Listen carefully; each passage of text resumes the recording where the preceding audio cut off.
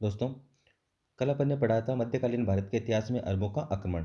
आज अपन बात करते हैं तुर्क आक्रमण की। तो देखो, भारत पर तुर्क आक्रमण भी हुए, जिनमें सबसे महत्वपूर्ण जो है वो गजनवी था, जिसके बहुत अपने 17 आक्रमण हुए हैं। उनके बारे में हम आज जानने की कोशिश करेंगे। तो देखो, तुर्की आक्रमण जो है उसके सबसे पहले कारण क्या रहे। तो तुर्की आक्रमण का एक ही मेजर कारण रहा है कि भारत की अतुल संपदा को लूटना। कि भारत जो था अपना सोने के देश, सोने की चिड़िया कहलाता था, बहुत धन संपदा खूब ज्यादा थी। तो बस उसी को लूटने के लिए इन तुर्कियों ने आक्रमण करे। कब हुए ये हुए 10वीं शताब्दी में। तो सबसे पहले इसमें आया सुबुक्तगीन, फिर आया गजनवी, फिर आया गोरी। तो कहाँ हुए? वो एक गजनी अफगान में। ठीक है। तो यहाँ से ये लोग आए और यहाँ से आकर उन्होंने भारत पे आक्रमण किया। इनका गजनवी का जो गजनी जो है अफगान में, जिनका संस्थापक जो था वो था अलप्तगीन 962 ईस्वी में। सुबुक्तगीन उसके बाद का जो शासक आता है जिसने भारत पर आक्रमण किया, सबसे पहला आक्रांता था यह सुबुक्तगीन। ये इसका शासनकाल जो आता है वो 977 से 997 ईस्वी में आता है। यह अलप्तगीन का गुलाम था। इसने 977 ईस्वी में यामिनी वंश की स्थापना की एवं गजनी की राजगद्दी पर बैठा। तो यहाँ सबसे इंपॉर्टेंट क्वेश्चन बन जाता है कि यामिनी वंश की स्थापना किसने की? सुबुक्तगीन ने की। और सुबुक्तगीन कौन था? अलप्तगीन का गुलाम था। ठीक है। अब इसके बाद यहाँ अपने पास पंजाब से बात करते हैं कि पंजाब के शासक जयपाल ने 986 से 987 ईस्वी में एक विशाल सेना लेकर सुबुक्तगीन पर आक्रमण किया, परंतु वह पराजित हो गया और संधि करके पुनः पंजाब लौट आया। पंजाब लौटने के बाद उसने संधि का उल्लंघन किया, क्योंकि अजमेर, दिल्ली व कलिंजर के शासकों ने जयपाल को युद्ध में सहयोग देने का वादा किया। इस पर सुबुक्तगीन ने अपनी विशाल सेना लेकर जयपाल पर आक्रमण किया और इन चारों शासकों की संयुक्त सेना को पराजित कर दिया गया। तो यहाँ से आपको एक रिजल्ट निकल के आता है कि जो सुबुक्तगीन था वो कम से कम बहुत ही वीर तो था। वरना ये आक्रांता था लेकिन वीर भी था। इसने चार जगह की शासकों को एक साथ हराया। तो इससे इसकी जो है वो उसका रूलिंग जो कमांड है उसके बारे में पता चलता है। एक बार पुनः संधि हुई तथा संधि के फलस्वरूप पेशावर व लगमान के क्षेत्र सुबुक्तगीन को दिए गए। 998 ईस्वी में सुबुक्तगीन की मृत्यु हो गई। तो जैसे इसकी मृत्यु हुई तो दूसरा अपने पास में राजा आ जाएगा, महमूद गजनवी। सुबुक्तगीन ने अपने बड़े पुत्र इस्माइल को राजगद्दी पर बिठाया, परंतु महमूद ने इस्माइल को मार डाला और स्वयं शासक बन बैठा। महमूद गजनवी का जन्म जो है वो 1 नवंबर 971 ईस्वी को माना जाता है। इसकी दो उपाधियां बहुत पॉपुलर हैं। सबसे पहली उपाधि जो है इसकी यामिन उल दौला।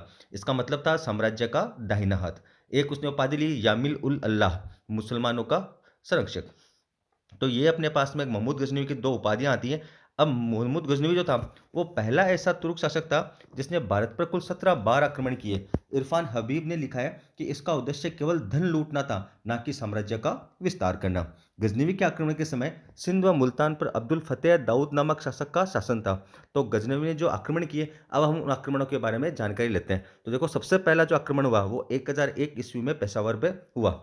दूसरा आक्रमण उसने 1001 ईस्वी में ही पंजाब के हिंद शासक जयपाल पर आक्रमण किया तथा जयपाल को बुरी तरह से पराजित किया। ये जयपाल वही है जो आपके पंजाब के स्टार्टिंग में जिसने सुबुक्तगीन पर आक्रमण किया था, ये वही आक्रमण। तो वहां जयपाल को उसने गजनवी ने भी आक्रमण किया और हरा हरा दिया। आत्मग्लानि होने पर, मतलब जैसे सुबुक्तगीन के बाद में जो जयपाल तो था उसके संध्या कर रखी थी उसने, फिर गजनवी ने जब आक्रमण किया तो गजनवी ने भी उसको हराया। और इस हार के बाद वह बहुत बुरी तरह पश्चाताप होने पर, यानी आत्मग्लानि होने पर, जयपाल ने आत्मदाह कर लिया। अब यहाँ पे सबसे इंपॉर्टेंट चीज आती है कि मुस्लिम इतिहासकारों ने जयपाल को ईश्वर का शत्रु कहा। कि किस हिंदू शासक को मुस्लिम शासकों ने या मुस्लिम इतिहासकारों ने अपने ईश्वर का शत्रु कहा गया, ऐसा क्वेश्चन पूछा जा सकता है। तो वहां आएगा पंजाब का शासक जयपाल। फिर इसका तीसरा आक्रमण हुआ 1004 ईस्वी में। कच्छ, ये जिसका शासक था वाजिरा, उस पर किया गया। वाजिरा डरकर भाग गया और जंगलों में शरण ली। फिर 1005 ईस्वी में मुल्तान, जिसका शासक दाऊद था, वहां भी उसने आक्रमण किया। मुल्तान, मुल्तान से याद रखिएगा सर, अपने पास जो पुराना अकबर जो अरब आक्रमणकारी थे उसमें मुल्तान पर उसने आक्रमण किया था। किसने? मोहम्मद बिन कासिम ने। और उसका नाम रखा था सोने का शहर। तो ये वही मुल्तान है। मुल्तान में गजनवी ने आक्रमण किया और इसलिए किया क्योंकि दाऊद शिया का मुसलमान था, यानी वहां का जो शासक था दाऊद वो शिया मुसलमान था और गजनवी कौन था? सुन्नी। तो उसने गजनवी की सेना को अपने राज्य से निकलने नहीं दिया। इसके बाद 1007 ईस्वी में ओहिंद यानी मुल्तान को ही जीतकर गजनवी ने वहां का शासक जयपाल के पुत्र सुखपाल यानी उसको राज्यपाल बना दिया, जिसने इस्लाम धर्म स्वीकार कर लिया था। इस्लाम धर्म स्वीकार करने के बाद वह नौसा शाह के नाम से विख्यात हुआ। तो ये भी आपके पास क्वेश्चन बन जाता है कि नौसा शाह कौन था। तो जो नौशा शाह था वो वहाँ के शासक जयपाल का पुत्र सुखपाल था, ठीक है? ये भी आप याद रखिएगा। फिर 1008 ईस्वी में नगरकोट यानी नेपाल, वहाँ के हिंदू शासक आनंदपाल को पराजित किया। तो आनंदपाल से याद रह सकता है, अपने डीडवाना में भी अपने राजपूत भाई हुए हैं आनंदपाल, तो वहाँ से आप इसको याद रख सकते हैं। 1008 ईस्वी में नगरकोट नेपाल, जहाँ का शासक आनंदपाल था, उसको भी गजनवी ने पराजित किया। अब इसमें जो इम्पोर्टेंट चीज़ आती है कि इसकी इस विजय को मूर्तिवादी विचारधारा पर पहली सफलता माना जाता है। तो अपने गजनवी के जो 17 आक्रमण हुए हैं, उसमें कुछ सबको कंटिन्यूअस याद ना भी रखो, तो 4-5 ऐसे आक्रमण होंगे जो बहुत ही इंपॉर्टेंट आएँगे, जिसमें सबसे पहला आता है 1008 ईस्वी वाला, ठीक है? एक तो सबसे पहले उसने कहाँ किया, फिर 1008वीं ईस्वी में जब उसने नगरकोट नेपाल पे किया, तो वहाँ उसने मूर्तिवादी विचारधारा पर पहली सफलता माना जाता है। ये ज़रूर याद रखिएगा 1008 ईस्वी में।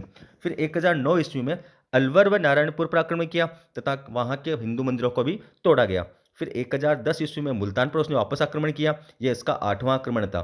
फिर 1013 ईस्वी में गजनवी ने थानेश्वर पर आक्रमण किया, ये इसका 9वां आक्रमण था। इसका 10वां जो आक्रमण था वो भी 1013 ईस्वी में ही है। नंदनदुर्ग जो है वो भी नेपाल में, वहाँ के शासक त्रिलोचन पाल को पराजित किया। तो इस तरह से अपने पास गजनवी के 10 आक्रमण पूरे हो जाते हैं 1013 ईस्वी में। इसके बाद 1015 ईस्वी में त्रिलोचन पाल के पुत्र भीम पर भी आक्रमण किया, ये भी 1015 ईस्वी में आया। फिर उसके बाद सबसे इंपॉर्टेंट दूसरा जो इंपॉर्टेंट आता है वो 1018 ईस्वी में, यानी पहला जो आपके पास में सबसे पहला इंपॉर्टेंट आता है कि सबसे पहले आक्रमण कहाँ किया। फिर 1008 ईस्वी वाला इंपॉर्टेंट आता है कि वहाँ जो 1008 ईस्वी में उसमें मूर्तिवादी विचारधारा पर उसकी पहले सफलता थी। तीसरा जो इंपॉर्टेंट आक्रमण आता है वो 1018 ईस्वी का। 1018 ईस्वी में गजनवी ने मथुरा व कन्नौज पर आक्रमण किया। तो मथुरा का शासक जो था वो था विद्याधर और कन्नौज का शासक था राज्यपाल।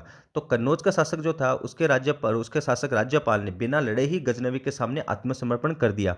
तो अगर उसने आत्मसमर्पण किया तो मथुरा के जो शासक थे विद्याधर जी, उन्होंने उसके आत्मसमर्पण से क्रोधित होकर ग्वालियर की सहायता से राज्यपाल को ही मार डाला। गजनवी ने विद्याधर के ऊपर आक्रमण किया, विद्याधर पराजित हुआ तथा 1019 ईस्वी में इन दोनों के बीच में संधि हुई। अब इसके लिए एक जो अपने उत्बी नाम से एक राइटर हुए हैं, उन्होंने लिखा कि महमूद ने ऐसा शहर देखा जिसका वैभव स्वर्ग के समान था। तो ये चीज़ अपने पास उत्बी ने अपनी किताब में लिखी है। तो यहाँ इस चीज़ से ये पता चलता है कि जो अपना मथुरा जो शहर है, जो यूपी में आ जाता है, वो शहर पहले बहुत ही सुंदर हुआ करता था। फिर उसका जो गजनवी का 13th जो आक्रमण है, 13वां आक्रमण है, वो हुआ है 1020 ईस्वी में, और वो हुआ था बुंदेलखंड उत्तर प्रदेश में। फिर 1021 ईस्वी में उसका 14वां आक्रमण हुआ, जो ग्वालियर और कलिंजर पर आक्रमण किया। यहाँ के शासक गोंडा ने महमूद के साथ संधि कर ली। 1024 ईस्वी में 15वां आक्रमण हुआ और यह जैसलमेर व गुजरात के चिकलोदर में हुआ। फिर उसके बाद सबसे दूसरा जो अपने पास में इंपॉर्टेंट आता है वो आता है 1025 ईस्वी में उसका 16वां आक्रमण, यानी आपके पास गाय सबसे पहला आक्रमण उसको ध्यान रखना है। फिर 1008 ईस्वी वाला उसका आक्रमण ध्यान रखना है। फिर 1018 ईस्वी में मथुरा व कन्नौज वाला याद रखना है। फिर आपके पास में 1025 ईस्वी में जो आक्रमण हुआ उसे याद रखना है, और ये आक्रमण हुआ था सोमनाथ पर, जिसके बारे में चर्चा अपनी एनसीईआरटी की हर किताब में की गई है। यह गजनवी का सबसे प्रसिद्ध आक्रमण माना जाता है। इसमें सोमनाथ मंदिर को लूटा गया तथा शिवलिंग को टुकड़े टुकड़े करवा दिया। इन टुकड़ों को उसने गजनी जो वहाँ उनका जो शासक था जहाँ गजनवी की जामा मस्जिद की सीढ़ियों पर जड़वा दिया, यानी शिव मंदिर की जो शिवलिंग था उसके टुकड़े कर करके वहाँ अपने प्रदेश गजनी में जो उनकी जो मस्जिद थी उसकी सीढ़ियों पर शिवलिंग के टुकड़े जड़वा दिए। इस समय गुजरात का शासक भीम प्रथम था। इस आक्रमण के दौरान लगभग 50,000 ब्राह्मणों को मारा गया। तो देखिए गजनवी किस तरह से आक्रांताकारी था, जिसने तरह तरह से अत्याचार किए। फिर इसमें इंपॉर्टेंट चीज़ क्या है कि सोमनाथ मंदिर का पुनर्निर्माण चालुक्य शासक भीमपाल प्रथम द्वारा 1026 ईस्वी में करवाया गया। ये जरूर ध्यान रखिएगा भाई, जब मंदिर जो लूटा गया, जो उसका तोड़फोड़ कर दी गई, तो इसका पुनर्निर्माण भी हुआ और बहुत से लोगों ने करवाया, जिसमें सबसे पहले आता है भीमपाल प्रथम। उसके बाद इसी वंश के शासक कुमारपाल द्वारा 1196 ईस्वी में फिर से पुनर्निर्माण करवाया गया। फिर इसमें एक चीज और आती है कि ब्रिटिश भारत के दौरान 1765 ईस्वी में इस मंदिर का पुनर्निर्माण अहिल्याबाई होलकर द्वारा करवाया गया। अहिल्याबाई होलकर द्वारा अपने पास एक पुरस्कार समिति भी चलाई जाती है भारत सरकार के द्वारा, तो उन्होंने भी इसका पुनर्निर्माण करवाया। स्वतंत्र भारत में यह सबसे इंपॉर्टेंट आता है कि स्वतंत्र भारत में 1950 ईस्वी में इसका पुनर्निर्माण सरदार पटेल द्वारा करवाया गया। तो ये क्रमशः 4 लोगों के नाम आप जरूर याद रखें, ताकि आपके पास में पुनर्निर्माण का अगर कोई क्वेश्चन बनता है तो वहां ये चीज आपको ध्यान में रहे। फिर उसका सबसे लास्ट आक्रमण 17वां जो हुआ वो 1027 ईस्वी में। यह महमूद का अंतिम अभियान था, जो कि मुल्तान व सिंध के जाटों के खिलाफ था। जिस समय महमूद सोमनाथ मंदिर को लूटकर जा रहा था, उस समय इन जाटों ने महमूद को बहुत ज्यादा परेशान किया था। ये जरूर ध्यान रखें। अब इसमें गजनवी के जो आक्रमण थे, उनमें सबसे महत्वपूर्ण तथ्य क्या आते हैं कि महमूद गजनवी का समकालीन इतिहासकार अल बरूनी था, जिसने अरबी भाषा में किताब उल हिंद की रचना की, जिसमें इतिहास, भूगोल, विज्ञान व गणित का वर्णन मिलता है। तो अल बरूनी की किताब का नाम याद रखिएगा, किताब ul Hind. Very most important चीज़ आती है यहाँ पे कि अल बरूनी प्रथम ऐसा मुस्लिम था जिसने पुराणों का अध्ययन किया। यानी अल बरूनी जो था वो तुर्की था, लेकिन उसने ऐसा मोमडन था जिसने पुराणों का भी अध्ययन किया। मध्यकाल में सुल्तान की उपाधि धारण करने वाला प्रथम शासक महमूद गजनवी था। गजनवी को बुत सिकन कहा जाता है, और बुत सिकन का मतलब होता है मूर्तियां तोड़ने वाला। गजनवी के आक्रमण का सबसे बड़ा परिणाम हुआ कि पंजाब स्थायी रूप से तुर्कों के अधिकार में चला गया, क्योंकि उन्होंने सबसे ज्यादा आक्रमण पंजाब पर ही किए। तो पंजाब जो था वो बिल्कुल स्थायी रूप से तुर्कों के अंडर में आ गया था। गजनी वंश का अंतिम शासक खुसरब महमूद था, जिसे 1192 ईस्वी में गौरी ने कैद कर लिया और मार डाला, और उसके बाद में गौरी सल्तनत की स्थापना हो गई। तो यहाँ तक तो अपने पढ़ा गजनवी वंश, यानी गजनी जो था वहाँ पे अपने पास सबसे पहले सुबुक्तगीन आया, उसके बाद में अपने पास पढ़ा गजनवी का। अब इसके बाद अब स्थापना हुई है गौरी वंश की, ठीक है। तो गौरी वंश में अपन पढ़ते हैं। तो गजनी वंश के पतन के बाद एक नए राजवंश का उदय हुआ, जिसे गौर वंश कहा जाता है। यह क्षेत्र गजनी व हेरात के बीच का पहाड़ी क्षेत्र था। यहाँ के निवासी गौरी कहलाते थे। 1155 ईस्वी में अलाउद्दीन हुसैन ने गजनी पर आक्रमण कर उसे बुरी तरह से लूटा और गजनी में आग लगा दी। इसी कारण उसे जहांसोज अर्थात विश्व को जलाने वाला कहा जाता है। 1163 ईस्वी में गयासुद्दीन मोहम्मद बिन साम ने गजनी के पास एक स्वतंत्र गौर राज्य की स्थापना की। इसने 1173 ईस्वी में गजनी में बचे हुए तुर्कों को भगा दिया तथा गजनी का शासक अपने भाई मुइजुद्दीन या सिहाबुद्दीन मोहम्मद बिन साम को बना दिया।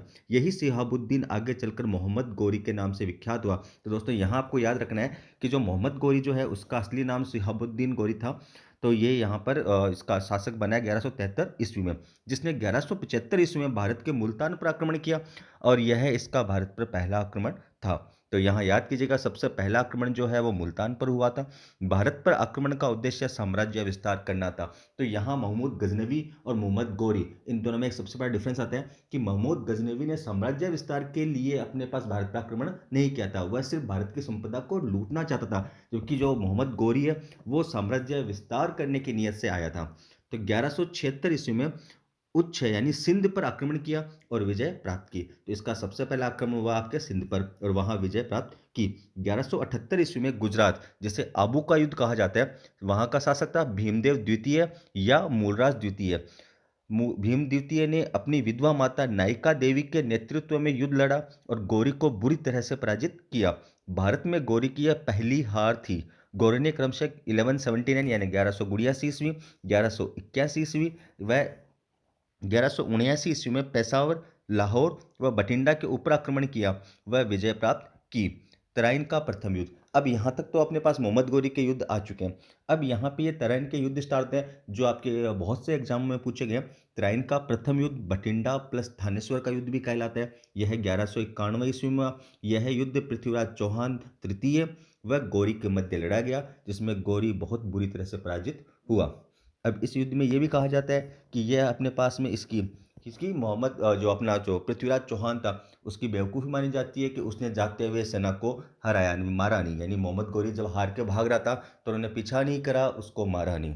तो तराइन का उसके बाद में द्वितीय युद्ध हुआ, और जो और भी इंपॉर्टेंट आता है यह 1192 ईस्वी में, यानी एक साल के बाद में दूसरा युद्ध हुआ पृथ्वीराज चौहान तृतीय व गौरी के मध्य, जिसमें गौरी की विजय हुई। पृथ्वीराज चौहान को पकड़कर अंधा कर दिया गया।